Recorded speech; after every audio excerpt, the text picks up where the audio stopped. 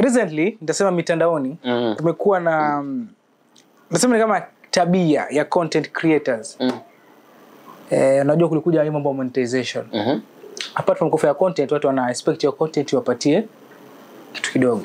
Hela kiasi. Sasa zamani labda watu walianza mitandao kwa labda kwa lengo lingine, lakini hii show monetization ilikuja baadaye. Actually ni haijamaliza hata zaidi ya miaka 3, especially katika mitandao ya kijamii. Kwa mfano kama YouTube hiyo ilikuwa iko kwanza kitambo, but kama Facebook I think maybe ni huu mwaka kama kwanza last year. Probably last year kwa Kenya. Kwa ni mwaka kwa Kenya ama ni mwaka jana? Mwaka jana. Siko sure. Lakini sasa sana imekuwa ni this year. Sema this year kwa kiwango kikubwa sana. Sasa kuna wale ambao zamani walikuwa wanafanya vitu kwa labda lengo fulani, lakini sasa baada ya monetization kuja, unajua sasa watu wanakimbiza pesa. Kuna wale ambao kuna maoni mbalimbali ya watu ambao wanachangia kuhusiana na jinsi ambavyo creators wamebadilika kufanya maudhui. Wengine wanahisi labda they are chasing views and likes instead of remaining in their primarily goal, ile ambalo walianza. Kwa mfano kama ulianza kama account yako ya kufanya gossip, sasa hiyo tunabidi sasa hiyo gossip unaibadilisha ili mradi upate traffic, ndo at least upate chai. Kwanza so, do you feel like monetization imeleta nataje impact inaitwa chanya na hasi, impact ambayo iko positive ama negative? So tuseme monetization imeleta negativity kwa upande wa creation. I think kwa kiwango kikubwa mimi maoni yangu mimi personally, mimi Michael Baya Ndale, maoni yangu personally, monetization imeua content creation. Imeua ama imepotosha content creation. Kwa sababu one, ilikuwa jambo zuri kwa sababu watu wengi walikuwa wanakuwa maarufu, wanapata views, wanapata likes, comments, alafu then mwisho inakuja nini? What's next? Sasa umepata maarufu alafu. So watu walikuwa ni kama wako lost ya kwamba hawajui hata after hapo watatengenezaje pesa. Then sasa ikakuja kwamba saizi utalipwa. Maybe kitu kimoja nimenotice ya kwamba Facebook hawako definite ya vile ambavyo wanalipa watu. Kwa mfano hauwezi jua maybe utalipwa per views ni shilingi ngapi, ama ni dola ngapi, ama per comment shilingi ngapi, dola ngapi, ama hujui.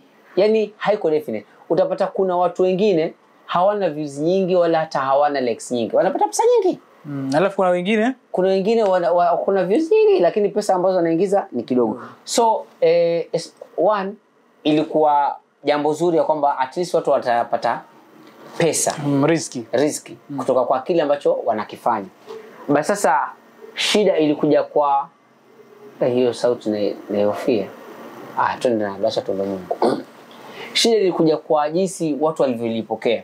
Na kwamba kuna watu ama content creators wengi walivyoona kwamba wanaweza kuanza kutengeneza pesa Facebook. Wakaanza sasa wanakuwa driven na hiyo kutengeneza pesa. As in mtu akiona kwamba akitengeneza content watu yani sema akiona kwamba analipwa kwa sababu watu wanaangalia, wana comment sana kwake, atafanya liwalo na liwe. Watu wa comment sana ndio yeye alipo. Sasa inafika point ya kwamba watu hawajali kwamba wana post negativity ama positivity. Content inafanywa ama whatever chenye kinakuwa posted ili mtu apate pesa. Inasi kwamba mimi nilikuwa nafanya kitu fulani basi niendelee kufanya kitu fulani watu wa identify na hiki. Hapana, hakuna hiyo. I think naweza kukunga mkono kwa sababu kitambo unajua probably mtu labda alianzisha kama account yake ya Facebook kama maybe ni mwanahabari kitambo kidogo. Uko kifumbi kwa watu wa kawaida walikuwa tu just a normal account na kupost maybe lifestyle tu vyao. But again mostly creators wale wengi ambao walianza kitambo na wale mtu ambao alifanya media. Unaona, lakini either mtu alikuwa anafanya media ama alikuwa na passion na media. Na media exactly. Lakini ukiangalia kwa sasa naweza kusema labda content creation imejaa mamluki. Yani kwa sababu umesikia mahali kuna pesa sasa watu wanakuja. Na hiyo ni rahisi kwa sababu utapata wengi kuna watu wengi ukiangalia hata hajui anafanya nini ama seti hajui ni kama hajui yeye yajua afanya nini, yeye yatafuta likes na apate pesa. Exactly. But hauwezi kumidentify ama hauwezi kujua kwamba yeye ni nani exactly hasa katika society. Sasa wengi wanatumia common word content creators, of which I think is very wrong from my perspective, kwa sababu kila mmoja anaweza kutengeneza maudhui kimtindo wake.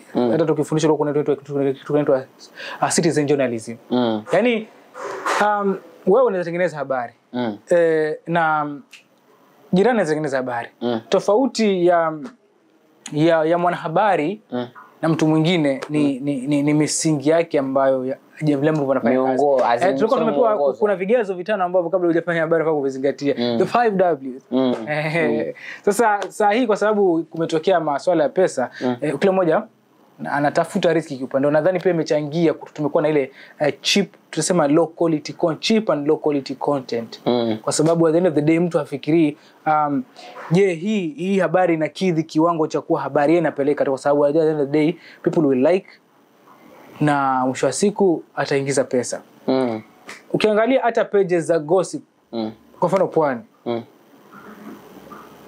they're not professional. Yaani okay, gossip haifai kwa professional. Kuna vile ambavyo unaweza kama mtu sasa unakuja unaandika tu kama Machampali afumaniwa na bibi ya mtu alafu kaiacha tu hivyo. What do you mean na picha ya Machampali pale?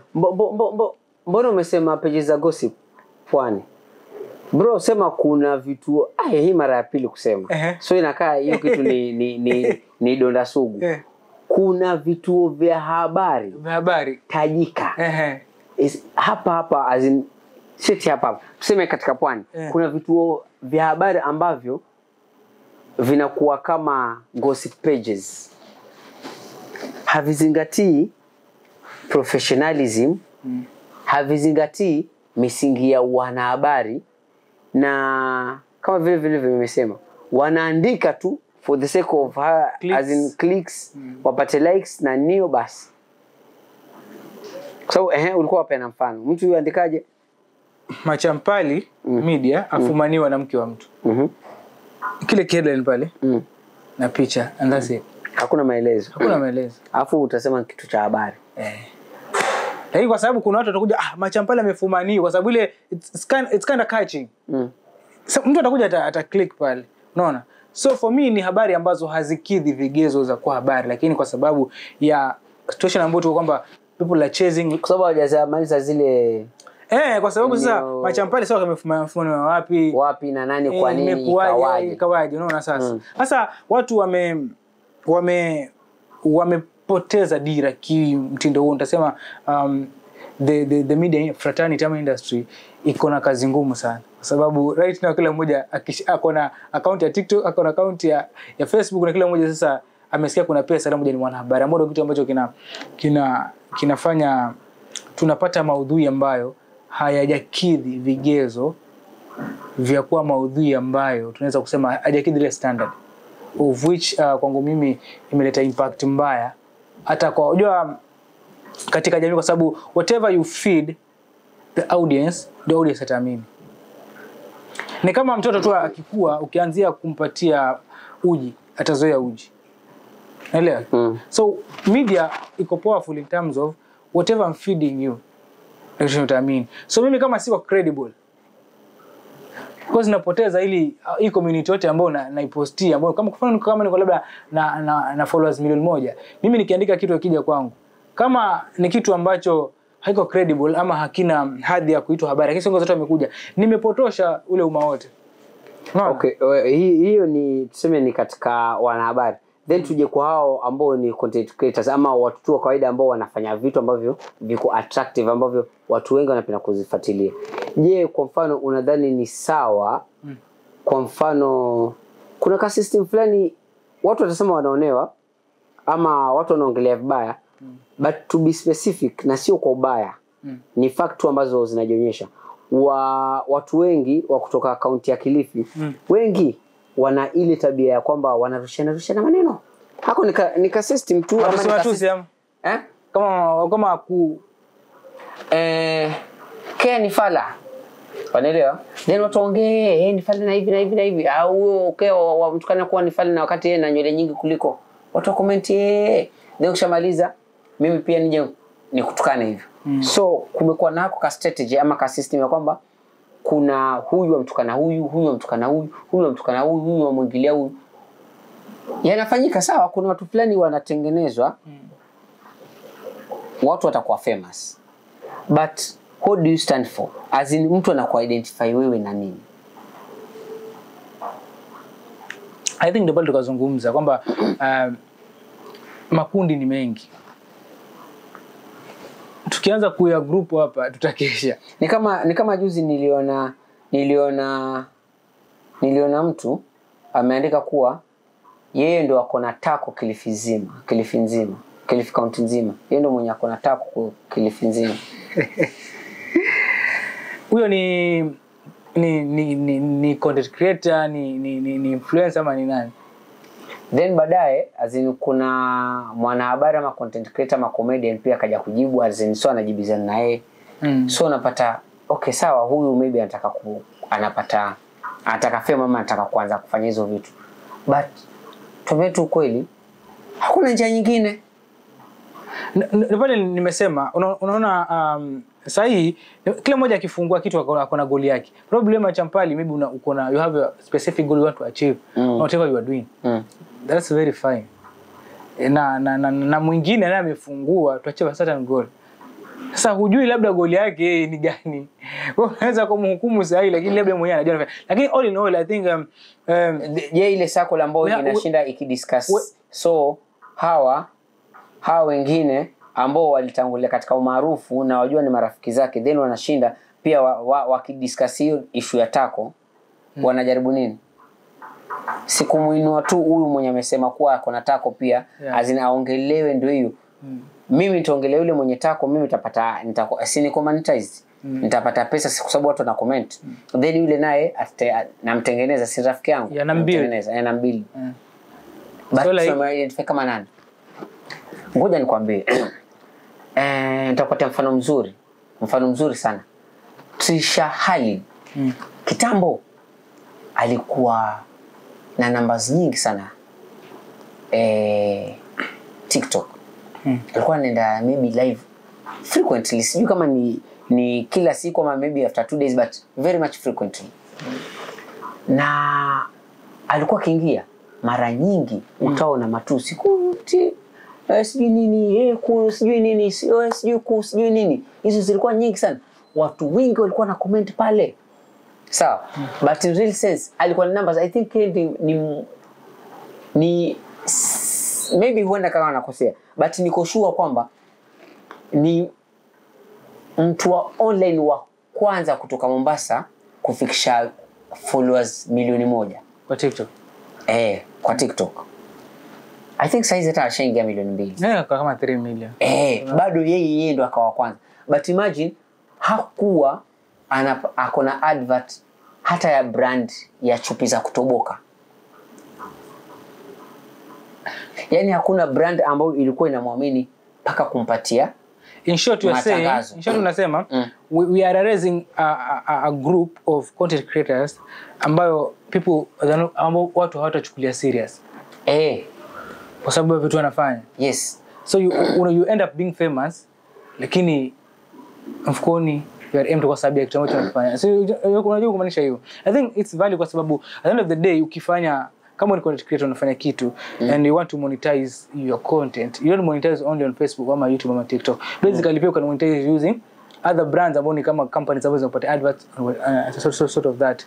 So mimi I think kila kampuni na policy yake na before kupata advert lazima uangalie wapiti kwa page zako uangalie jamaa na post nini na nini. So wakiona hakuna kitu cha msingi ni matusi tu definitely but hebu angalia size Trisha vitu ambavyo yafanya. Ako GF picture size ana act na I think pia anafanya collaborate na watu hata ukiangalia image yake imechange. Unaelewa? Hiyo ni at least ni mtu ambaye niko sure maybe watu walimadvise ama pia mwenyewe kama ni ile cost syndrome ilimtoka. Hoja sasa yuko Nairobi. Maybe because mwisho wa siku kule Nairobi bro kuna wajanja alafu kule kuna ujanja na kuna ujanja. Yaani unafundishwa jinsi ya kutengeneza. Nakumbuka I think nilishare kwa na interview ya Mulamwa. Alikuwa anasema kwamba everything I post on social media it is well calculated, targeting something. Yaani anasema yeye akifanya content yoyote ukiona ameipandisha kwa mtandao. Yaani yeye ameifanya kwa nia fulani, akitarget kitu fulani na labda brand fulani imfuate, apate biashara. Kwa hiyo haposti tu just for posting. Kwa sababu upige hesabu, watakuniambia saa hizi Nairobi kuna mbunge anaweza ambia mtu aimbe nyimbo alafu amlipe 10,000. Asidhani. Hiyo then piga hesabu kwa mfano mbunge ana address sawa top content creators ama the most popular ama the most famous sawa awaambie kuwa fanyeni ABCD nitapatia as in tengenezeni content kuhusu uhaba maji ama sijui ya kwamba watu wanafaa wajibike kulipa bili zao afu nitakulipa 10,000. Mtu atakwambia wako content creators ambao hawapati hicho kitu, hawapati pesa kiasi hicho. Jiulize ni kwa nini hawapati hiyo pesa? Kama hao ni content creators na wako na views ama wako na followers ama wako na numbers. Then jiulize ni kwa nini hata hawawezi kupata hata hiyo 10,000. Alafu then bado rudi tu hapo jiulize huyo ambaye amekuona kuwa wewe uko so much popular but una deserve kulipwa 10,000 for content ambao ni kama ya kiserikali. Amekuchukuliaje? Inamaanisha vile anavyokuchukulia ndio wewe ulivyojionyesha kwa sababu kile ni kioo chako. Because social media ama online ni optics. Wewe ndio utaonyesha watu kuhusu, wewe ndio utaonyesha watu image fulani kuhusu wewe. So ukiona watu fulani wanakuchukulia kwa jinsi fulani, jua wewe ndio umeonyesha jinsi hiyo. Either unajua ama hujui. Unajua wewe ndio umechangia kwa 100% watu wakuone hivyo. Kama utakuwa wa top content creator then mtu kama mbunge akutumia shilingi 500 and a screenshot.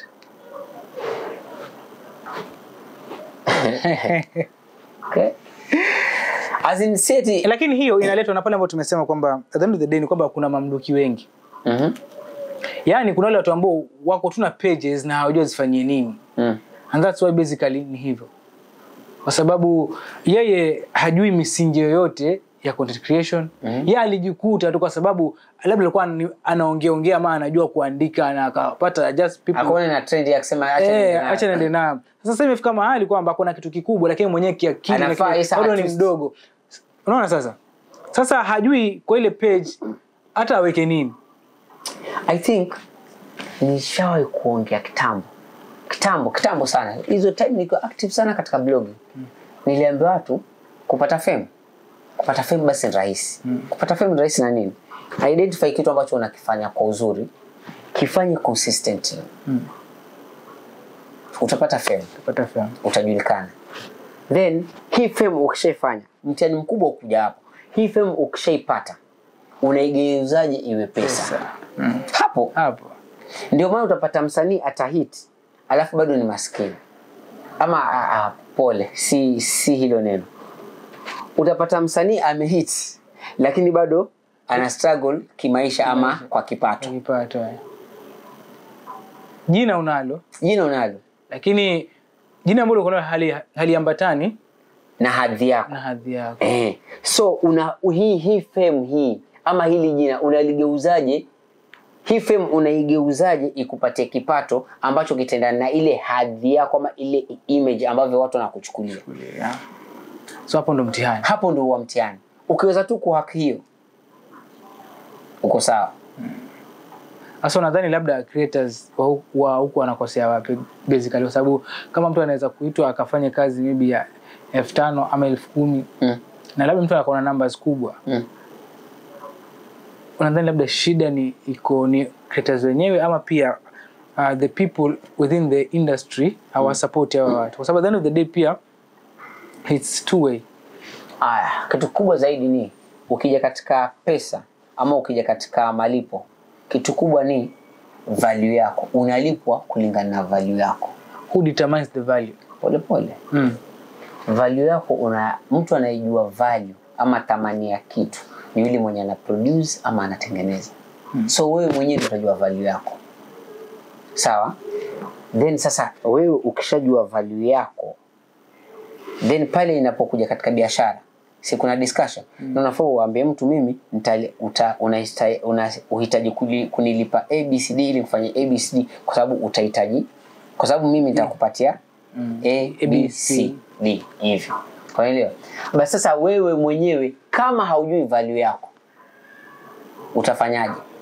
Utaenda tu vyote tu, as in ona kama vile ulipata followers ama ulipata following kimafluki. Pia hizo pesa utakuwa unazipata kimafluki. Leo upate shilingi 200 hapa, kesho upate 500 pale, 10,000 pale, 5,000 hapo hivyo. Ndio waishi wabangaiza. Na imagine wewe uko na maybe followers kama laki, but hauoni ile the real value. Piga hesabu watu 100,000 ukiwaeka hivi mbele, uko na umati kiasi gani? Kubwa sana. Ndio the same thing, wewe ukishika tu simu yako hivi, kama uko na followers 100,000, inamaanisha hao 100,000 wamesimama hivi mbele yako hivyo na kuangalia. Yes. Kama uko na followers milioni, imagine umesimama mbele yao, then umesimama, then hapa mbele yako ni watu milioni. Ndio the same thing, ukishika simu yako before post, hao watu ni kama hivyo, una address watu milioni. So kama uko mbele ya watu milioni, utaendelea kufanya kile ambacho unataka kukifanya kwa wakati huu. Na je, hao watu milioni kama wangekuwa mbele yako hivyo huko juu ya jukwaa, ungefanya hicho chenye unataka kufikiria kufanya? Haya, tuje pale kwa value. Tumesema wewe mwenyewe ndio unajua value yako. Na je, hata before ujue value yako, je, unafaa uwe na value?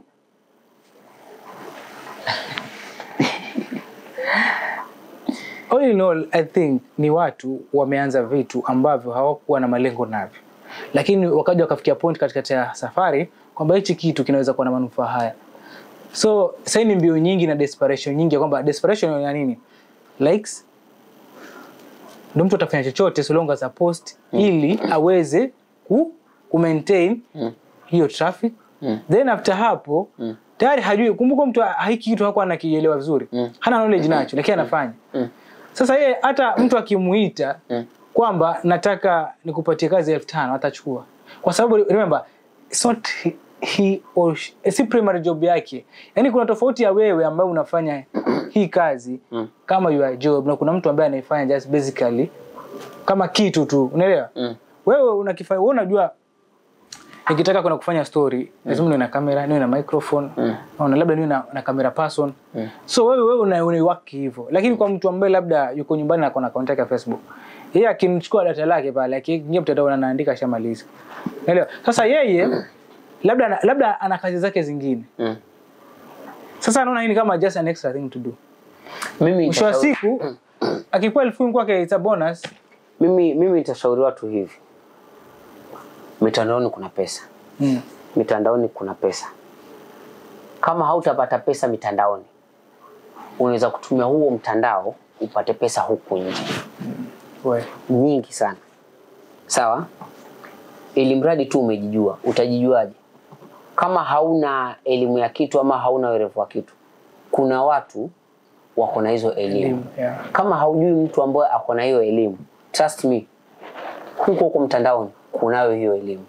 Kuna Google, kuna courses nyingi sana online za bure haswa. Unaweza soma everything about branding, everything about content creation, everything about online marketing strategies. Do you think like sahi, like for how many creators in Mombasa wako na kama red card? Like say when you call a person, sasa mnaongea kwa mdomo, ambaye nitumie red card, how many wangapi? Nataka kufanya ni risk hapana. Nilikuwa nataka kukwambia nitajie mtu yoyote. Alafu then tumpigie. Alafu nimwambie anitumie red card yake sahihi. Kwa haraka au create yote. Lakini ndio nimekuambia ni risky. Nimesema hivi kitu ambacho nilikuwa nataka kufanya which inamaanisha ni past, so inamaanisha tusifanye. It's very risky. Kwa sababu tutafuta maneno. I think pia elimu inahitajika kiupande huo. Tena elimu kubwa sana. Unaweza kuwa na kipaji lakini kama haujui misingi ya biashara fulani pia ikawa ni tatizo. Na nadhani ndio kitu ambacho kinakumba. Nasema sisi sote. Kweli. Kwamba sisi we have talents, lakini sasa kugeuza hiyo talent kwa pesa ndio mtihani. Wale kuna wenzetu ndugu yangu, nimekuambia kama mtu akiweka kitu mtandaoni tayari amefanya calculation zote kwamba mimi nitaanzia hapa, nitaposti kitu hapa nitakipeleka hapa, nikifika hapa nitakipeleka kwa ofisi fulani kitafanya hivi na hivi. Mwisho wa siku it's easy for me to get an endorsement. Nitakupatia mfano fulani ama kitu fulani mimi mwenyewe. Around 20 million za kublog around 2015 nikakuja na strategy fulani masiri fulani ya kwamba naweka tag yangu machampalead www.machampalead.blogspot.com. Hiyo kitu nilitengenezwa na Mtubei. Sawa? Mtubei alitengeneza hiyo jingle jingle intro hivi. Nikawa naiweka kila mwanzo wa nyimbo na kila mwisho wa nyimbo. Watu wengi walikuwa hawajui kuhusu mitandao. Sawa? So mimi nashukuru nilitangulia kujua hizo vitu. So nikawa natoa nyimbo mahali penye nazitoa, nazi-edit, naeka hiyo kitu hapa mbele, maybe katikati ama mwisho. Alafu naziweka online. Radio presenters walikuwa wakija kwa website yangu wakidownload nyimbo, wakicheza kwa radio. Utacheza. Nimejiwekea nafasi kwenye radio. Advert ya bure. Ma DJ sijui ma mix mtaani yakiekwa ndani. So nikapata umaarufu, watu wakanijua. Sawa, umaarufu umekuja. Alafu so nashukuru kuna watu ambao walinisaidia kupata njia fulani. One ni Mtubei, because unajua Mtubei ni best yangu sana. Ni best yangu sana. Kwa sababu tumejua naye kuanzia tukiwa primary. Class 4 ama class 6 huko. Tukasoma discreet kabisa. Haya. Alafu yeye amefanya wanahabari professional, mimi nilisoma mambo mengine. Yeye alisoma wanahabari na alikuwa amefanya kazi ya wanahabari. Hata kublog yeye ndio alinifungulia blog yangu. Na kanionyesha kuwa mtu yafungua blog, as in blog ni hii, ukitaka kuandika waandika hivi nafanya nini. Paka yeye ndio akanifundisha kuandika habari zinaandikwaje. Kwa hiyo so pia ilivyokuwa huku story ya pesa nikaanza kumuuliza hii maybe naweza fanya vipi, naweza fanya hivi. Akanisaidia kwa mawaidha fulani. Mtu mwingine ilikuwa Susumila. Alafu kuna mtu pia nilikuwa nafanya kazi naye anaitwa Ben. Yeye ndo alinifundisha kupiga picha. Alikuwa photographer wangu kwenda kuchukua matukio. Then akawa kuna time zingine haizienda, akawa ananipatia kamera nikienda. Ndio nikajifundisha photography. Hapo. Then hapo ndo nikaanza kujua kutengeneza pesa. So yani ikafikia paka point ya kwamba photography ndio main hustle yangu. Huu mtandao na utumia ku market photography. So utapata on that note ya kwamba as long as sitegemei mtandao kupata pesa, inamaanisha kile ambacho nilikuwa nakifanya mtandaoni hakitabadilika kwa sababu ya pesa, because tayari natengeneza pesa mahali kwingine ama nina njia nyingine ya kutengeneza pesa. So huu mtandao ndio nisibadilike ama ndio watu wasinitoroke ama watu wasinichukulie vingine. Utaendelea kubaki vile vile na kufanya ile kazi ambayo ilikuwa inafanya. Then ni market biashara yangu vile vile venye nafanya market. Lakini money tayari kuna source kwingine. Kama ni adverts ama as in hizo kazi za influencing bado naweza kufanya. But madili yangu ama njia zangu za kufanya kazi ziko vile vile. Maybe naweza kubadilisha vitu fulani. Kwa mfano nilikuwa na website nikaja YouTube, nikaanza nafanya sijui umbea, nikachombea, nikaanza kufanya ma interview as in hizo stories za podcast, as in vitu vingine ma documentary hivyo. But mwisho wa siku as in jinsi ambavyo nimejiposition ama zile optics zangu So ulitumia mtandao kumonetize your other talents. Exactly. So wewe ulienda reverse. But ni sawa kwa sababu kuna watu nitapatia mfano. Nameless ako katika muziki. But ni architecture. Sawa? Yes. No, kuna vitu vingine personal. Haya. Najua kuwa akona marafiki ambao aliwajua through kazi ya muziki ambao wanampatia biashara. Architect. Kweli. Za ujenzi huko. Za ujenzi. So ni win-win. So si lazima huku kwenye muziki ama mitandao ama kwenye art ikupatie pesa direct. Lakini inaweza kupatia connection ya kupata pesa kwa njia yako nyingine. Unadhani hicho kitu kinakosekana kwa watu wengi wa pwani? Kwa sababu just because uko famous online unataka kutengeneza pesa famous online, as in unataka kutengeneza pesa online. Alafu istoshe, tuambie tu kweli. Ile pesa ambayo inapatikana mtandaoni ni kidogo sana. Ukilinganisha na pesa ambayo unaweza kuipata through endorsements za brand ama biashara zingine huku nje ukiwa una influence. Kwa sababu piga hesabu na hivi, kama wewe unafanya biashara, kama wewe uko online na unangojea kampuni ikupatie endorsement, ikulipe wewe pesa fulani uiadvertise. What if uwe na biashara yako uiadvertise wewe, yani wewe uwe mteja wako. Wewe mwenyewe uwe mteja wako. Kwa mfano, Machampali Media ya photography na Machampali Media ya news. Sawa? So, si hii Machampali Media ya news inangojea mteja. Then hii Machampali Media ya photography ndo iwe mteja kwa Machampali Media news. Ya news.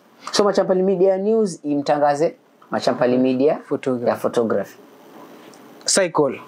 Wewe mwenyewe unaweza kuwa mteja na unaweza kuwa mfanyikazi. Wewe mwenyewe. Because mbona ungoje uadvertise kazi ya mtu mwingine wakati unaweza kuwa na kazi yako ukaadvertise hapo kwako. Bali kwa ungoje kuwa upate percentage ya sales, wewe unaweza kula profit yote ikawa ni yako. You have a point. A very good one. Mpaka waongea kizungu. So cha msingi na sekondari inaweza taka watu wengi sana ama watu ambao wako na nia ya kufanya kazi za mtandao wajielimishe. Mitandaoni kuna elimu nyingi sana tena ya bure. Watu wanaweza kujielimisha, na tukijielimisha katika mitandao utajielimisha pia jinsi ya kutengeneza pesa, na utafanya vitu vingi sana bila kupoteza heshima yako wala brandi yako wala kupoteza ule muonekano ambao watu walikujua nao. Ukaendelea kustick na kile ambacho ulikuwa unakifanya na bado una grow kiuchumi.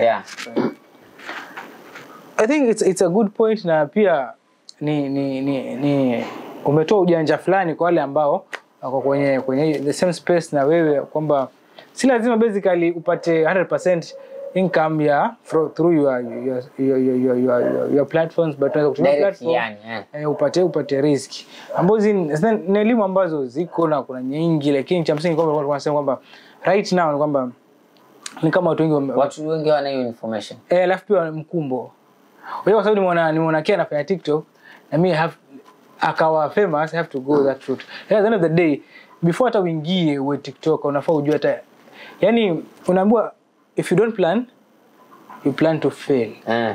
So mara nyingi usijiingize kwenye mkumbo ukajikuta kwamba katikati afu ujue ufanye nini, kwa sababu ndio hapo you end up being famous lakini hauna. Kuna mtu nakumbuka shai kuja kuniambia kitambo, akaja kuniambia mazimi nitaka kufanya vitu TikTok. Nikamuuliza okay, nia yako ya kufanya vitu TikTok ni? Nasikia TikTok kuna pesa, kuna pesa. Watu wanapata pesa na nani? Na watu huko TikTok. So huwa wanapata pesa vipi? Si huwa anaambia watu tap. Sio kwa baya wala sidalisha asili ya mtu wote. But ofili ile kusema kama tap huwa sio kama omba.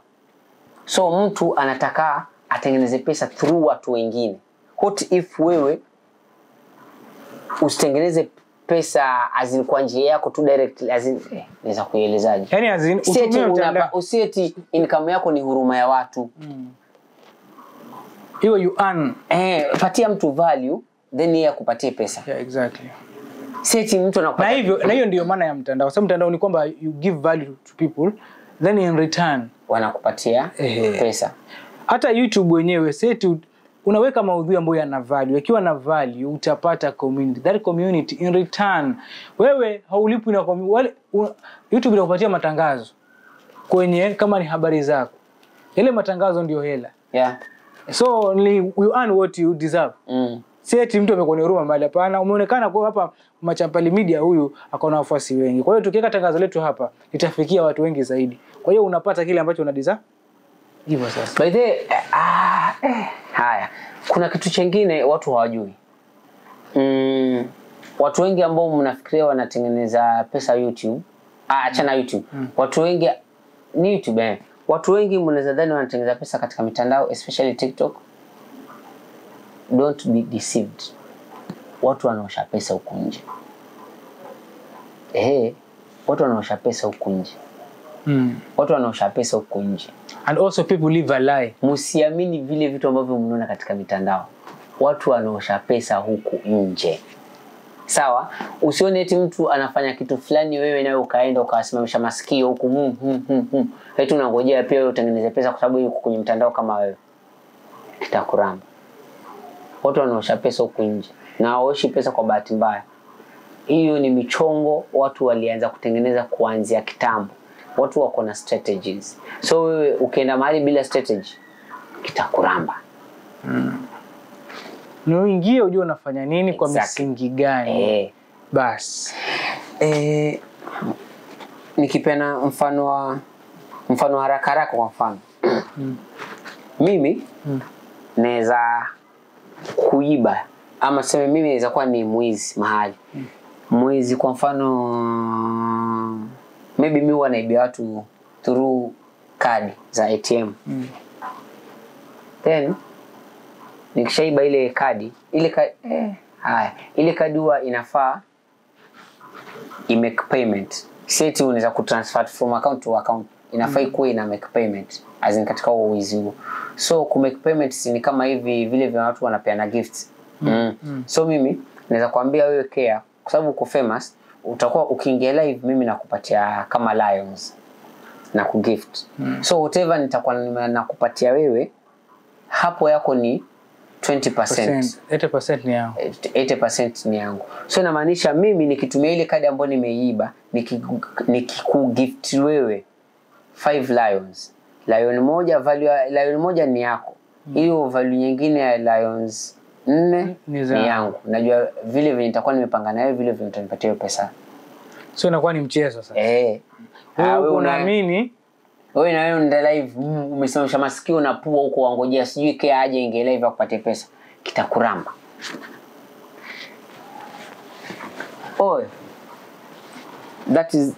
That is enough for today. Ama tuendelee. Una lingine la kusema, la kuongezea? Maybe to talk to wewe sasa. Maybe to talk to the young creators ambao washaanza blogging, gossip pages. Na they're there to chase those clicks and likes. Gossip pages. Majamaa. Tuseme utamona na entertainment. Entertainment? Ngoja niwaambie bro. Ama bro, mama sisters. Haya. Ndugu zangu. Siri kubwa ama kitu kikubwa ambacho mtu anaweza kuwa nacho kama mwandishi wa habari ni kuwa credible. As in hakuna kitu kikubwa ambacho unaweza kuwa nacho zaidi ya kuwa credible. Wewe kama ni mwanahabari lakini mtu anajua mimi nikiongea tu na care hivi ama mimi sijui nikiongea na nikiangalia news za mtu fulani hivi napata ukweli basi. Yani hakuna kitu kubwa zaidi na the more uko credible imekujenga kwa kiwango kubwa kwamba wewe ni rahisi kuwa influential, wewe ni mtu unaweza kuwa trusted katika jamii, wewe ni mtu ambaye unaweza kutuma message kubwa zaidi ama kufanya mambo mengi zaidi katika jamii au hata kufanya kazi za watu, kwa sababu uko credible. Utakuwa credible vipi? Kuwa factual. Usifukuze likes, fukuza facts. Yani usiwahi kutaka eti ujulikane sana. Make sure unajulikana kwa kuwa mkweli. Basi hizo vitu vingine automatic vitakufuata, yani bila hata shida. Wewe kuwa factual. Kitu kubwa kingine zaidi kando na hiyo story ya facts, consistency. Basi done hizo. I think Tushakafunga. they're out. Baadaye